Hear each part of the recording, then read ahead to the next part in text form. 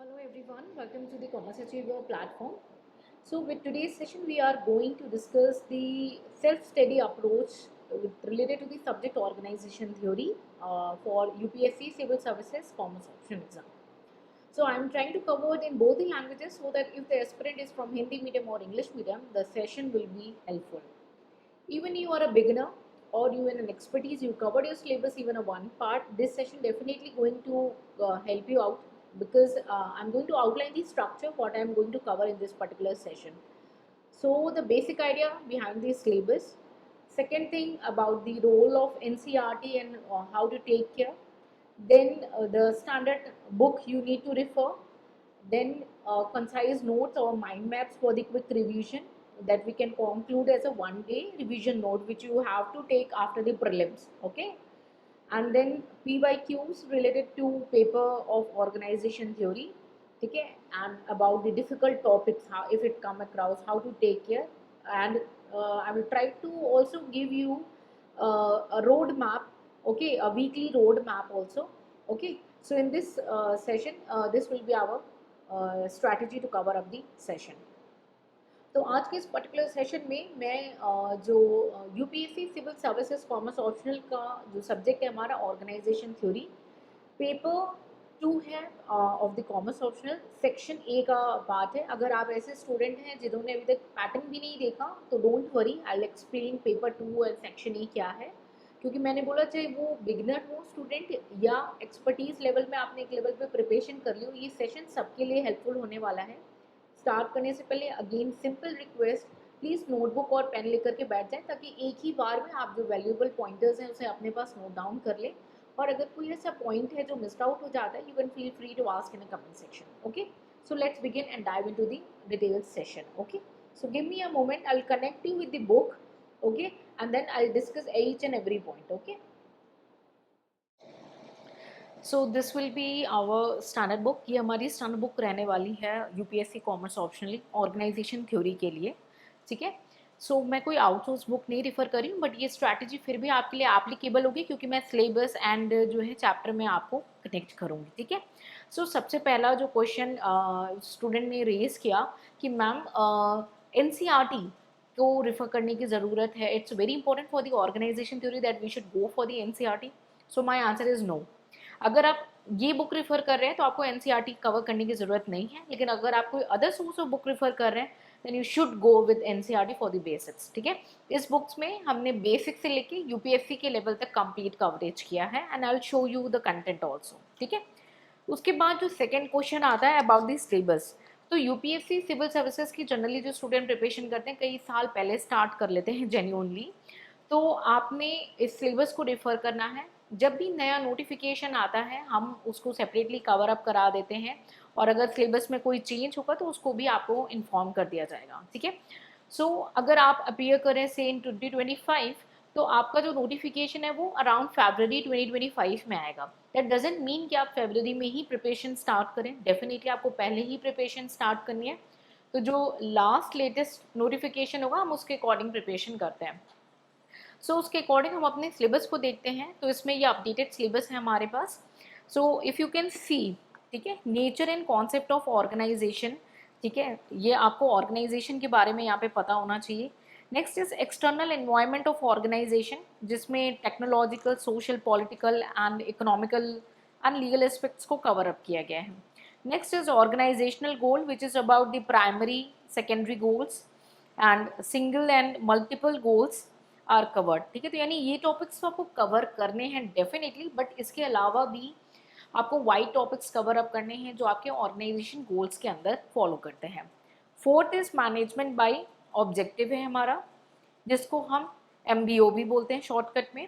Fifth is evolution of organization theory which is classical, neo classical and system approach. ठीक है, उसके बाद next है modern concept of organization theory जहाँ पे organization design, structure and culture को cover up किया गया है. बट इस चैप्टर्स को डिटेल में भी कवर अप किया गया है. लाइक इन ऑर्गेनाइजेशन डिज़ाइन में basic challenges, differentiation and integration process, उसके बाद centralization and decentralization process, standardization, formalization and mutual adjustment, coordinating formal and informal organization, mechanistic and organic structure. Next is your organization structure, authority and control, line and staff function, specialization and coordination, type of organization structure like functional, matrix and project. Then power, तो we took power as a separate, तो power को हमने एक separate chapter लिया है, nature and basis of power, sources of power and power structure. तो बहुत सारे स्टूडेंट मन में आता है कि भाई केवल यही चीज़ें करनी है यानी नेचर, बेसिस एंड सोर्सेज, तो ऐसा नहीं है, ये तो ज़रूर करना है लेकिन आपको इसके अंदर और भी डिटेल इन्फॉर्मेशन लेनी है। नेक्स्ट चैप्टर हमारा पॉलिटिक्स एक सेपरेट चैप्टर है। Then impact of IT, information technology on organization and design and structure, ये जो पोर्शन है ये आपकी creative writing and creative understanding को टेकन केयर करता है। And last is managing organization culture. So ये हमारा कंप्लीट सिलेबस है as per UPSC latest notification. कोई भी अमेंडमेंट चेंजेस आएगा, so if you got this book it's our responsibility कि हम आपको वो amendment and changes with PDF जो रिवाइज कोर्स होगा वो हम आपको इशू करेंगे, ठीक है। सो यू कैन चेक कि आपका सिलेबस के हिसाब से जो आपका बुक है वो सारे चैप्टर्स कवर अप करे। देखिए मटेरियल बहुत अवेलेबल है मार्केट में, आपके लिए स्मार्ट स्ट्रेटेजी क्या होगी, एक ही material and multiple revisions, this is the funda. तो आप देख सकते हैं nature and concept of organization हमारा पहला टॉपिक है which is resemblance to your syllabus. Next is external environment, chapter number 2। Then you have organizational goal, that is chapter number 3. Then you have MBO, that is management by objective, that is your chapter number 4 you can see. And then fifth is evolution of organization theory, which can seen as a chapter number 5, okay, as in content. And then sixth is your modern concept of organization theory, design, structure and culture. फिर इनको design and structure आपका and culture detail chapters हैं। So we also took it separately chapter design, structure and culture, ठीक है। Then आपका power and politics हमने एक separate chapter लिया है, पावर एंड पॉलिटिक्स, ठीक है। एक्स्ट्रा में आपके जो प्रीवियस ईयर के क्वेश्चंस हैं और जो एक या एक से ज़्यादा चैप्टर का कॉम्बिनेशन नॉलेज लेते हैं या करंट अफेयर्स का इम्पोर्टेंस आज भी रिलेवेंट है उन क्वेश्चंस का, तो पीवाई के वो टॉपिक्स हमारे एक्स्ट्रा टॉपिक्स के अंदर कवर किए गए हैं। टाइम टू टाइम कोई अमेंडमेंट न्यूज़ अपडेट्स होगा तो उसे हम आपको शेयर करते रहेंगे, ठीक है। सो अभी हमने देख लिया पहला क्वेश्चन एनसीईआरटी कवर अप करना है कि नहीं, तो आपने देख लिया सिलेबस हमारा रिजेंबल है। अभी मैं आपको ये भी चेक करा लूँगी कि आपको एनसीईआरटी कवर करना है या नहीं इस बुक के अकॉर्डिंग। अदर बुक्स के केस में आई रिक्वेस्ट यू आप डेफिनेटली एक बार बेसिक्स कर लें, क्योंकि कई बार यूपीएससी बहुत ही बेस क्वेश्चन पूछता है। और आज इस सेशन में हमारे जो क्वालिफाइड स्टूडेंट्स हैं उन्होंने क्या एक्सपीरियंस किया और आपको उसे कैसे टैकल करना है वो पॉइंटर्स भी हम डिस्कस करते जाएंगे साथ साथ। ओके, सो एनसीईआरटी की बात हो गई, सिलेबस की बात हो गई, नोटिफिकेशन की बात हो गई। नेक्स्ट है, मैंने एक पॉइंटर आपको इनिशियली बोला था, जो हमारा ये ओटी यानी ऑर्गेनाइजेशन थ्योरी का सब्जेक्ट है, ये पेपर 2 का पार्ट है। सेक्शन ए एक वर्ड यूज़ किया था मैंने, सेक्शन ए मीन्स हमारा जो पेपर आता है यूपीएससी का वो सेक्शन ए और बी दो पार्ट में डिवाइडेड होता है। तो पेपर 2 में ए में हमारा आता है OT and OB, that is organization theory and organization behaviour, and B में आता है HRM and IR, that is human resource management and industrial relation, ठीक है। सो सेक्शन ए का पार्ट है हमारा ओटी। तो I answer the 3 questions, NCERT, syllabus and notification, ठीक है। अब क्या ये बुक एनसीईआरटी को क्रॉस कर रही है, तो आपको मैं ट्रस्ट के साथ ये दिखाना चाहती हूँ, so that you can, organization क्या है इसके बारे में लिखा हुआ है, एक क्ले लैंग्वेज है। एक पैराग्राफ रीड करना चाहूँगी quickly. Individual can not live or survive isolate but need a social relation or other participation. The individual are bound together in a network of relatively stable social relationships. Thus, our society is organizational with large and complex organization dominating every sphere of human activity. तो example है, individual can not produce all to satisfied needs, like आपको अगर कोई भी चीज़ चाहिए तो आप सारी चीज़ें खुद ही प्रोड्यूस नहीं कर सकते हो। So it depends on other to meet their objective, ठीक है। तो इसको ये हमने ले लैंग्वेज में समझा। फिर बिजनेस के परस्पेक्टिव में क्या है, जैसे बहुत सारे जॉब्स हैं, various jobs are to be perform by person and most suitable for them. First of all, various activities should be grouped into the different functions. The authority and responsibility is fixed at various level. तो बहुत ही basic आपको यहाँ पे समझाने की कोशिश की है। फिर उसके बाद डिफरेंट हमारे जो ऑथर्स हैं, इन ऑथर्स की डिफिनीशंस को कवर अप किया गया है। इसके आपके दो बेनिफिट होने वाले हैं। अब केवल इतने ऑथर्स नहीं है, एन नंबर्स ऑफ ऑथर हैं। ये वही ऑथर्स यहाँ पे कवर अप किए गए हैं जो यूपीएससी कॉमर्स ऑप्शनल में प्रीवियस ईयर में पूछे गए हैं, साथ ही साथ जो अदर गवर्नमेंट एग्जाम्स में भी पूछे गए हैं। क्योंकि कई बार देखा गया कि किसी अदर गवर्नमेंट एग्जाम में कोई टॉपिक आ गया है और वो सेम ईयर में आपकी यूपीएससी में क्वेश्चन रेज हो जाते हैं, तो इसलिए वो चीज़ भी हम ध्यान में रखते हुए चलते हैं। ये हमारे डिफरेंट ऑथर्स की डिफिनीशन है। अब आपको मन में क्वेश्चन आएगा, क्या ये याद करना ज़रूरी है? नहीं, इसे अंडरस्टैंड करना ज़रूरी है। क्योंकि इन ऑथर्स की डिफिनीशन से एक दो लाइन या कंप्लीट लाइन उठा लेते हैं और इसको स्टेटमेंट वाइज एक क्वेश्चन क्रिएट करते हैं। डोंट वरी, हमारा जो प्रीवियस ईयर पेपर का एनालिसिस है वहाँ पे देख सकते हैं कि हमारे दो तरीके के क्वेश्चन आते हैं पेपर 2 में। एक होता है डायरेक्ट क्वेश्चन, दूसरा होता है स्टेटमेंट वाइज क्वेश्चन, जहाँ पे आपकी क्रिएटिविटी चाहिए। ठीक है, अब मैं आपको बोल रही हूँ ये पढ़ लेना और उसको समझना, रटने की ज़रूरत नहीं है। तो क्रिएटिविटी की भी तैयारी मैं पहले करने को बोल रही हूँ।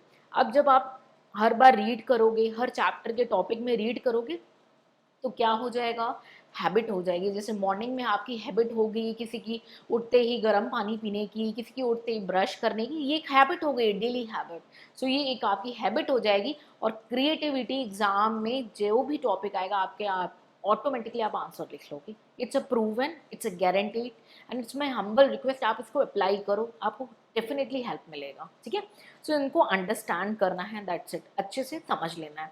ठीक है, डिफरेंट हमने ऑर्गेनाइजेशन के बारे में बेसिक देखा, डिफरेंट ऑथर्स की डिफिनीशन देखी, यही ऑथर्स क्यों लिए हैं वो भी मैंने आपको एक्सप्लेन किया है, और भी हमारे कुछ आध ऑथर्स हैं, आप देख सकते हैं।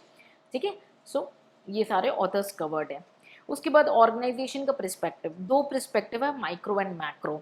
तो हमने इकोनॉमिक्स में तो पढ़ा था, बट ऑर्गेनाइजेशन में क्या है, माइक्रो प्रिस्पेक्टिव यानी ऑर्गेनाइजेशन बिहेवियर, इसके बारे में हमने ब्रीफ एक्सप्लेन किया है, and macro perspective that is organization theory. तो अब आप देख रहे हैं कि आपको एनसीईआरटी की ज़रूरत लग रही है, बहुत ही ले लैंग्वेज है, इट्स माय प्रॉमिस, और काफ़ी कंसाइज फॉर्म में दिया गया है। हेडर एंड फूटर में आपकी स्पेस है, इसी बुक को जितना गंदा करना है कर लो। ठीक है, डिफरेंट मटेरियल नहीं, क्योंकि उसमें भी आपका टाइम वेस्ट होता है, एक बुक को उठाने रखने में, पेज पलटने में भी आपका टाइम वेस्ट हो रहा है, वो सारी चीज़ें हम मिनिमाइज करते जाएंगे। ठीक है, मैंने आपको बुक से कनेक्ट किया है। ठीक है, मैं आपको एक बार रिजेंबल भी करा दे रही हूँ। जैसे ऑर्गेनाइजेशन है तो फ्रेमवर्क ऑफ रिलेशनशिप या स्ट्रक्चर है, तो ये तो हमारे नेचर का पार्ट है, बट इस टॉपिक को भी हमने डिटेल में कवर अप किया है एट एंड। ठीक है, करेक्टरिस्टिक्स ऑफ ऑर्गेनाइजेशन देख सकते हैं। अब आपको ऑर्गेनाइजेशन थ्योरी क्या है हमने ऑलरेडी देख लिया, मैक्रो एनालिसिस है, और साथ ही साथ फिर हमने डिफरेंट जो हमारे ऑथर्स हैं उनकी डिफिनीशंस को यहाँ पे जहाँ जहाँ रिक्वायर्ड है वहाँ वहाँ कवर अप किया गया है। करेक्टरिस्टिक्स है, इनको मैंने बुलेट फॉर्म में, नंबर्स फॉर्म में दिए, और पैराग्राफ ना दे करके इसको भी बुलेट फॉर्म में किया। अब आप कहोगे भाई मैं एग्जाम में क्या करूँ, आप पैराग्राफ लिखोगे, मैंने बुलेट फॉर्म में इसलिए दिया है कि ये सारे इंपॉर्टेंट ही पॉइंट हैं, आप मिस मत करना। ठीक है, ये सारे पॉइंट की ऑर्गेनाइजेशन इंटर रिलेशनशिप है पर्सन्स का, ये आपके माइंड में सेटल होना चाहिए। कॉन्ट्रेक्चुअल है ऑर्गेनाइजेशन और मेंबर के बीच में, पर्पसिव क्रिएशन है, ये आपके माइंड में सारे पॉइंट रहने चाहिए। इस वजह से इसको बुलेट फॉर्म में किया है कि प्लीज़ कोई पॉइंट आप मिस मत करना। क्या होगा, रिवीजन जब करोगे ये पॉइंटर टिप पे ले लोगे, हाँ मैंने 4 पॉइंट्स पे ध्यान देना है और ये एग्जाम में एटलीस्ट 4 पॉइंट लिख के आने हैं। ठीक है, लैंग्वेज ऑब्वियसली आप अपनी क्रिएटिव लैंग्वेज लिखोगे, बिल्कुल 101 बैठ के, कोई रटाफिकेशन नहीं करता है। ठीक है, फिर उसके बाद डिवीजन ऑफ वर्क आप देख सकते हैं, इनको बुलेट्स में एक्सप्लेन किया है, कोऑर्डिनेशन को, and this is the brief example. Need, advantages, importance, significance, जो भी लैंग्वेज यूज़ कर रहा है एग्जामिनर, वो सारी चीज़ें यहाँ पे एक्सप्लेन की है। अब it ensures the optimum use of human resource, इसके अंदर भी स्कॉलर के कुछ वर्ड्स हैं, तो हमने यहाँ पे ऑथर्स के कुछ वर्ड्स हैं तो कवर अप किए गए। आई होप इतने जो ब्रीफ पिक्चर है इससे आपको आइडिया लग रहा होगा कि ये बुक आपके लिए कैसे हेल्पफुल है। ठीक है, कैसे ये आपकी जो है बेसिक से लेकर के आपके यूपीएससी की रिक्वायरमेंट को कवर अप कर रही है। ठीक है, मैं कैन से 7S मॉडल है हमारा, यहाँ पे जहाँ जहाँ इंपॉर्टेंट एरियाज हैं बोल्ड किए गए हैं, और साथ ही साथ इंपॉर्टेंट पॉइंटर्स पे हमने अंडरलाइन भी किया है कि प्लीज़ आप इसे मिस मत करना किसी भी केस में। ठीक है, वेयर एवर रिक्वायर्ड। ठीक है, सो आप देख सकते हैं, दिस इज़ अ सिंपल, देखिए ये एग्जाम्पल्स तो हमने अपने रिसेंट लिखे हैं, आप कुछ और भी एग्जाम्पल्स लिख सकते हैं, यू डोंट नीड कि आपको यही एग्जाम्पल्स यूज़ करने, तो जहाँ जहाँ रिक्वायरमेंट है वहाँ एग्जाम्पल्स भी पुट किए गए हैं। शॉर्टकट्स कि आपको याद कैसे करना है, अगर 5 डायमेंशन है जनरल एनवायरनमेंट के, तो स्पाइट ये एक ट्रिक दे दी है, आपके पास कोई अच्छी ट्रिक है, definitely you can find that.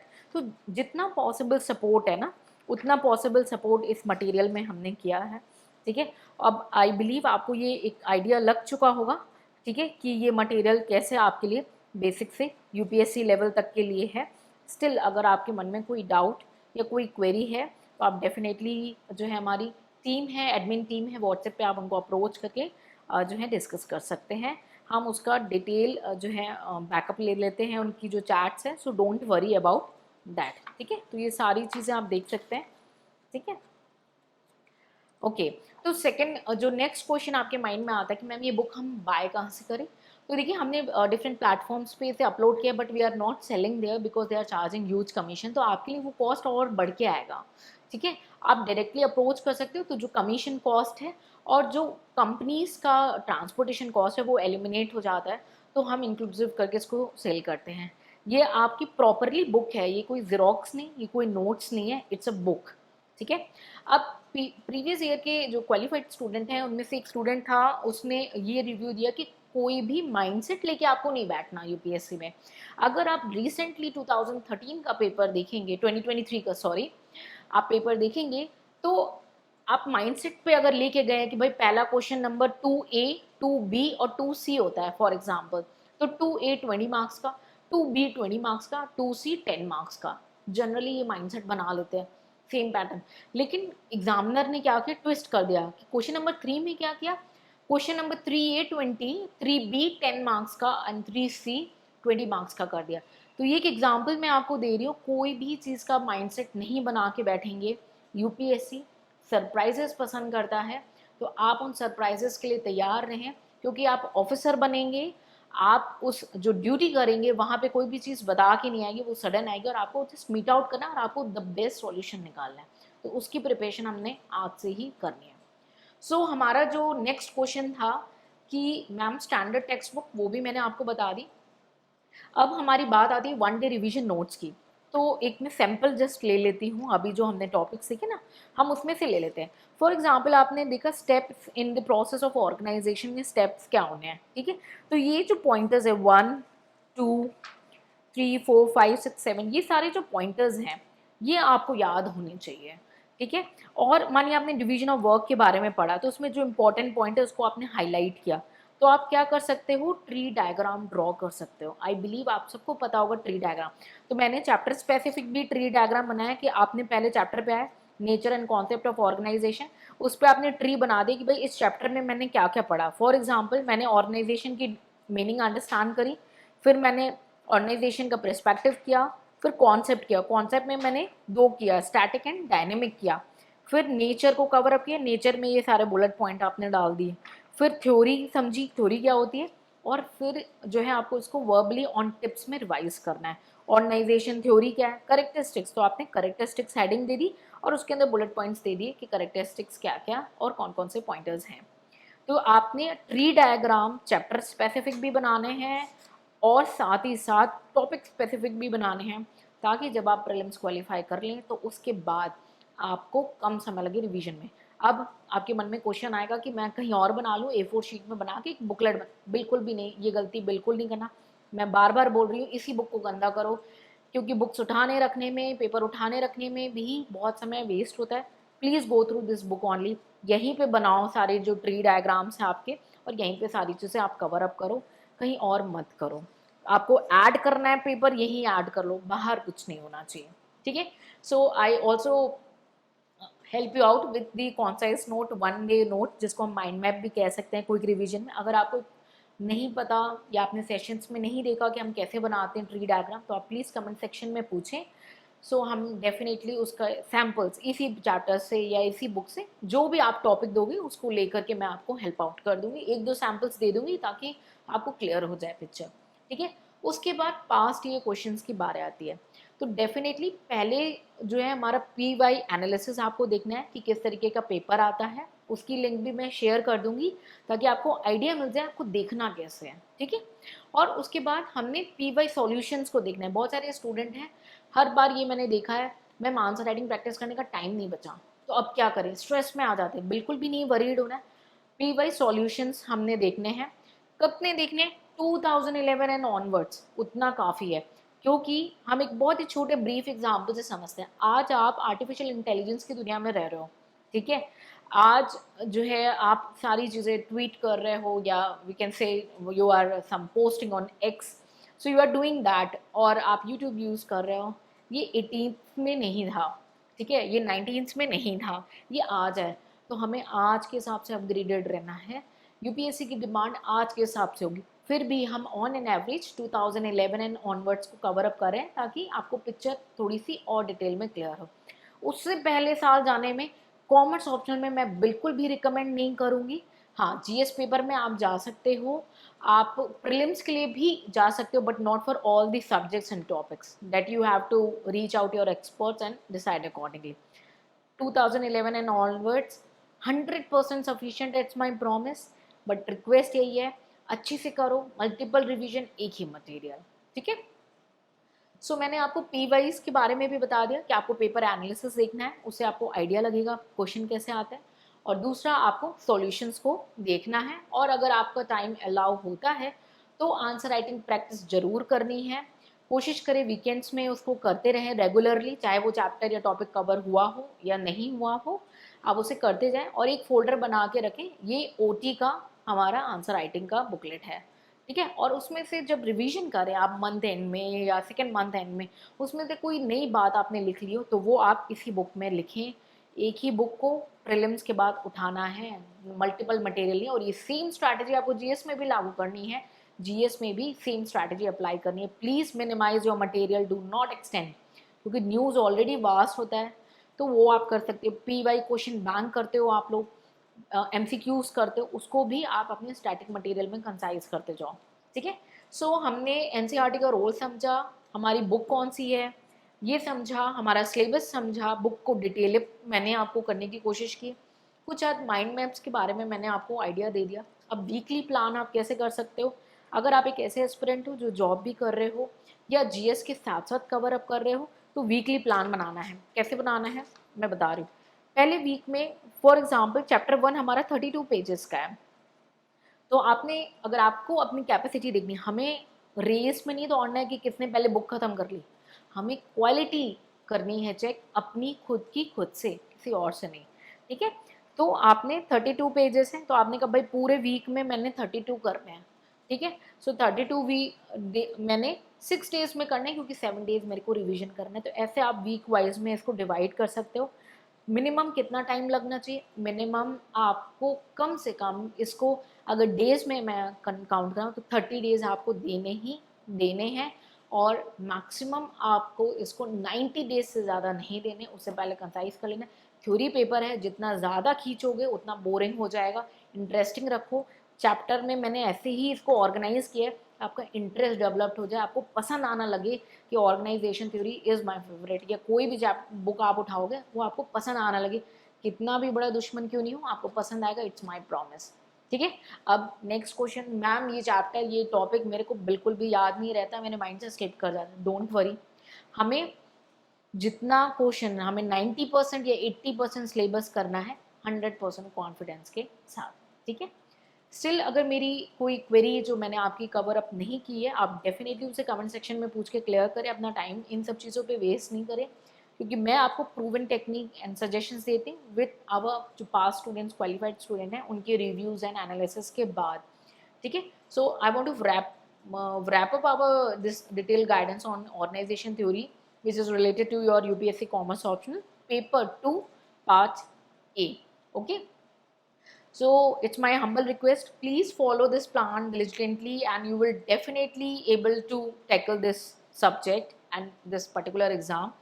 And still, if you come across any kind of query and questions related to organization theory in this session, please feel free to ask. Okay. So my good wishes to you all, with everyone. Okay. So good luck. See you in the next session. Till then, take care. Bye bye and Jai Hind.